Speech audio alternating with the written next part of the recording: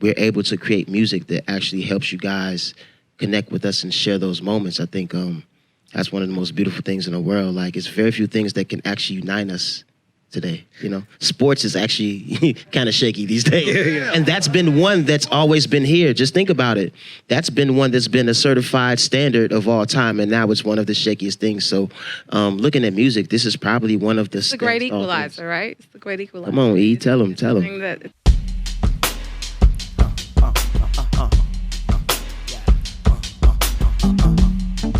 me up a little bit more.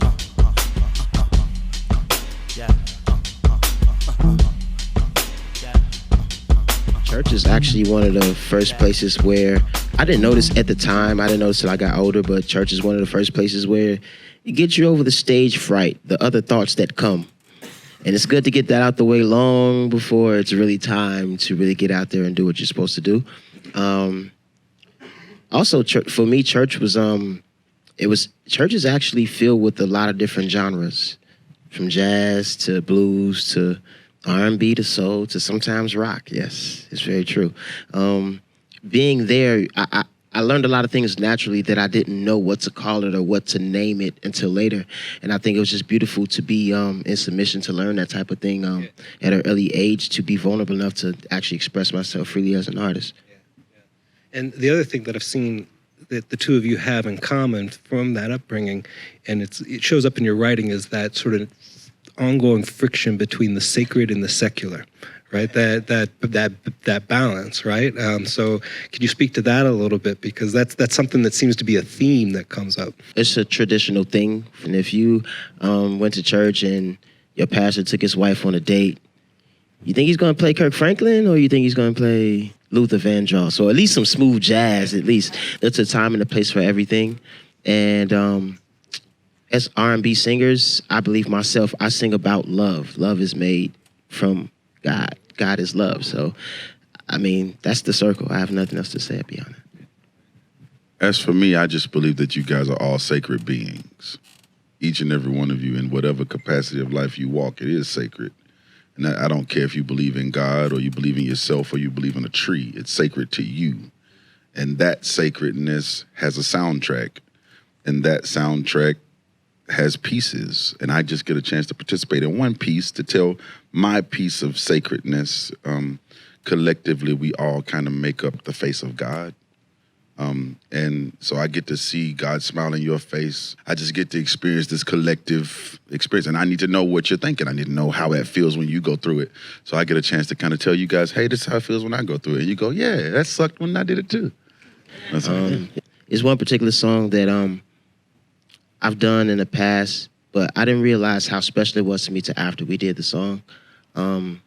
It totally removes race. It totally removes age. It totally removes religion or whatever the case may be, spirituality. It removes all of that. And it just simply says, because you're here, because you can hear my voice, because you can see, you're blessed. And anybody that you know that's breathing right now is blessed. And I think that's one thing that eliminates everything that restricts us from coming in the same room or enjoying the same thing at the same time.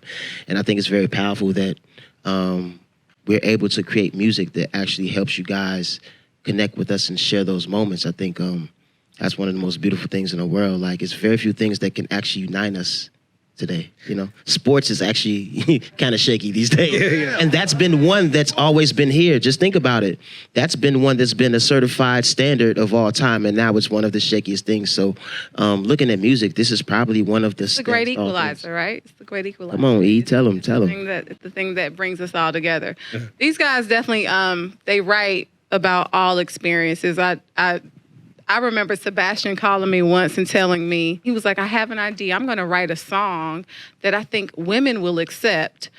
It's going to be a song about introducing... Your second girlfriend to your first girlfriend? Yeah, your second girlfriend to your first girlfriend. And I was like, Sebastian, I don't think you'll be able to do it. He said, I'm going to make it okay. I'm going to write a song about... Yeah, the girl table for three. Exactly. And I was like, there's no way you're going to make it okay. And you think this will be a hit. There's no way it could ever happen. He was like, no, I'm going to challenge myself. I'm going to do it. I was like, first of all, you're talking to a woman who would never be okay with it. But you think you're going to be able to write a song about an experience where you're going to introduce the side girl to your main girl. I just want to lighten the room for a second, ladies and gentlemen. But I want you to understand that these experiences and these gifted gentlemen write about life experiences. But it also allowed me to see creatively and in their real life experiences things that they try to write about. And he did. He wrote a song called Table for Three, and it definitely never saw the light. Put it on the album. It's not on the album. Hey, let me say this though. As a songwriter, you have to be almost crazy to write the most outlandish things to hit the brink of what would be, the beginning of what happens for you. So you have to live on the edge, man. You have to. That's the only way you get there. Thinking like that, you have to break the barrier.